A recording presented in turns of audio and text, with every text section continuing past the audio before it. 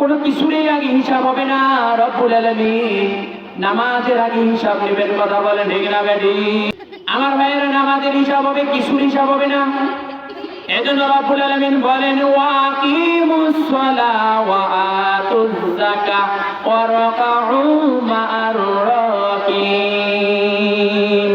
রব্বুল আলামিন বলেন ওয়াকিমুস সালাত, নামাজ কায়েম করো, ওয়া আতুজ যাকাত, তোমরা যাকাত দাও, ওয়া রাকাউ মা'আর রাকিন, আর তোমরা রুকুকারীদের সাথে রুকু করো। বলেন না সুবহানাল্লাহ।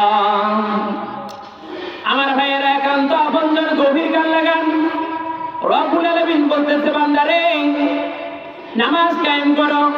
আমার ভাইয়েরা, আল্লাহ পাক কোরআনে কারীমের যত জায়গায় নামাজের কথা বলেছে, কোথাও রব্বুল আলামিন নামাজ পড়ার কথা আল্লাহ রাব্বুল আলামিন বলেন নাই। রব্বুল আলামিন বলেছে বান্দারে নামাজ কায়েম করো। আমার ভাইয়েরা, নামাজ কায়েম শব্দের অর্থ হচ্ছে যে নামাজ নিজেকে পড়তে হবে, পরিবার পরিজন, ছেলে মেয়ে, বিবি বাচ্চা, এদেরকে নামাজের তাগিদ করার নামই হলো নামাজ কায়েম করা। জোরে বলেন না সুবহানাল্লাহ। এজন্য রব্বুল আলামিন বলেন ওয়াকিমুস সালাহ ওয়া আতুজ যাকাহ ওয়া রাকাউ মা'আর রাকিন। বান্দারে নামাজ কায়েম করো। আমার ভাইয়েরা, গভীর কান লাগান। নামাজ কায়েম করলে হবে কি? নামাজ পড়লে আবার লাভ হবে কি? রব্বুল আলামিন বলতেছে বান্দারে নামাজ যদি আদায় করো, আমি রব্বুল আলামিন বিনা হিসাবে কিয়ামতের দিন জান্নাত দিয়ে দেব। বলেন না সুবহানাল্লাহ। আমার ভাইয়েরা, নামাজ আদায় করলে হবে কি? রব্বুল আলামিন বলে বান্দারে জেনে রাখো, 5 ওয়াক্ত নামাজ যদি সঠিক সময় আদায় করো বান্দা,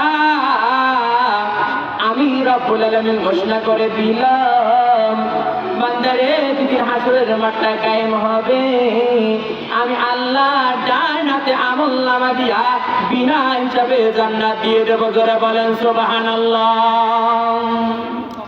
আমার ভাইয়েরা, সঠিক সময়ে যত সময় নামাজ আদায় করলে রব্বুল আলামিন 5টি পুরস্কার বান্দাকে দিবে।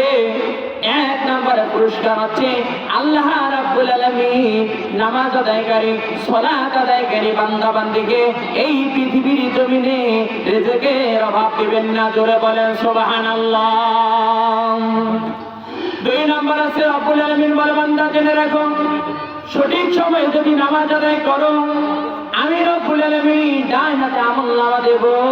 3 নম্বর বান্দারে সঠিক সময় যদি নামাজ আদায় করো, আমি রব্বুল আলামিন ফুলসিরাতের ব্রিজকে বিদ্যুৎ গতিতে পৌঁছায় দেব। জোরে বলেন সুবহানাল্লাহ। বান্দারে যদি নামাজ আদায় করো, আমি রব্বুল আলামিন ঘোষণা করে দিলাম কবরের আযাব থেকে মুক্ত হয়ে যাবা। জোরে জোরে বলেন না সুবহানাল্লাহ। আমার ভাইয়েরা, নামাজ আদায় করলে আল্লাহ পাক বলেছে বান্দারে বিনা হিসাবে জান্নাত দেব। আমার ভাইয়েরা, জান্নাতটা কেমন হবে রে বন্ধু? রব্বুল আলামিন সে কথাও জানিয়ে দিল বান্দারে জেনে রাখো, আমি আল্লাহ পাক তোমাকে জান্নাত দেব বিনা হিসাবে। আমার ভাইয়েরা, গভীর কান লাগান। নামাজি ব্যক্তিকে আমার আল্লাহ জান্নাতুল ফেরদাউস দিয়ে দিবে। জোরে বলেন সুবহানাল্লাহ। আমার ভাইয়েরা, জান্নাতুল ফেরদাউস বোঝাতে গেলে মাথায় ধরবে না। একটি জান্নাতের উদাহরণ দিচ্ছি, সেই জান্নাতটা হচ্ছে জান্নাতুল মাওয়া। আমার ভাইয়েরা, জিবরাইল আমিন একদিন আমার আল্লাহ পাককে বললেন, রব্বুল আলামিন আমি জিবরাইল ফেরেশতা, আমার 6000 পাখা, আমি যদি জান্নাতের এক প্রান্তরে পাখা টাঙ্গাই আরেক প্রান্তরে চলে যাই, ইয়া রাব্বাল আলামিন আমার বড় আশা, আমার বড় শখ, আমি আপনার জান্নাতটা ঘুরে ঘুরে দেখব। ইয়া রাব্বাল আলামিন আমি জান্নাতুল ফেরদাউসকে দেখতে চাই না, আমি জান্নাতুল মাওয়াকে ঘুরে ঘুরে দেখতে চাই। রব্বুল আলামিন বলে, জিবরাইল রে আমার জান্নাত তুমি দেখতে পারবা না, আমার জান্নাত বিশাল বড় জান্নাত। জিবরাইল বলেন আল্লাহ গো, না না, আমার বড় সাদ, আমার বড় শখ, আমি জান্নাতটা দেখতে চাই।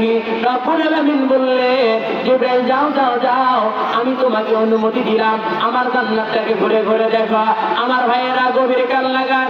এক পর্যায়ে জিবরাইল আলাইহিস সালাতু ওয়াস সালাম পাখা মারতে মারতে জান্নাতের এক পর্যায়ে পড়ে গেলে, ধপাস করে পড়ে গেলে, ধরতে পারে না, উঠতে পারে না, আসতে পারে না।